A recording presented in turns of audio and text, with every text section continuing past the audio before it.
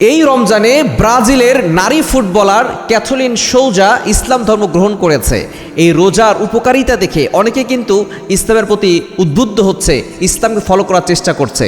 তিনি কিন্তু সৌদি আরবের আল নাসর ক্লাবে খেলেছেন। এই নারী ফুটবলার 29 বছর বয়সে তিনি সঠিক পথ খুঁজতেছিলেন, কোথায় সঠিক পথ রয়েছে, কোন দিকে সঠিক দিশা রয়েছে। আল্লাহ কিন্তু সূরা ফাতিহার ভিতরে বলে দিয়েছেন, ইহদিনাস সিরাতাল মুস্তাকিম, ও Allah show us the right path, show us the correct path. Allah আমাকে সঠিক পথ দেখাও, সঠিক রাস্তা দেখাও। আমরা এই সঠিক পথ খুঁজতে থাকি। আল্লাহ পাক রব্বুল আলামিন আমাদেরকে দোয়া শিখিয়ে দিয়েছেন। কিন্তু যারা ইসলামের ভিতরে নাই, তারা যারা সঠিক পথ খুঁজে, আল্লাহ তাআলা তাদেরকে সঠিক পথ দেখিয়ে দেন। এই যে নারী ফুটবলার ক্যাথলিন সৌজা, সে এই রমজানে ইসলামকে কবুল করে নিয়েছেন। আলহামদুলিল্লাহ সুম্মা আলহামদুলিল্লাহ।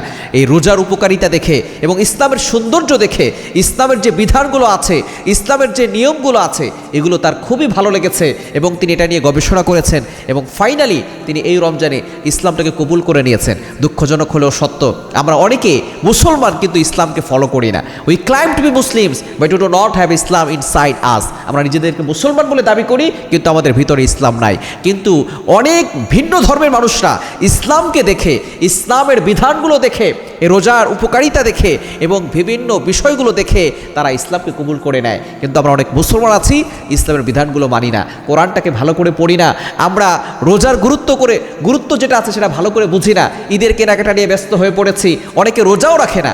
100%-এর ভিতরে 40% মানুষ এমন রয়েছে যারা সুস্থ কিন্তু রোজা রাখে না, কোনো কারণ ছাড়াই তারা রোজাকে ছেড়ে দেয়। এজন্য আসুন আমরা ইসলামকে ফলো করি, ইসলামটাকে ভালোবাসি।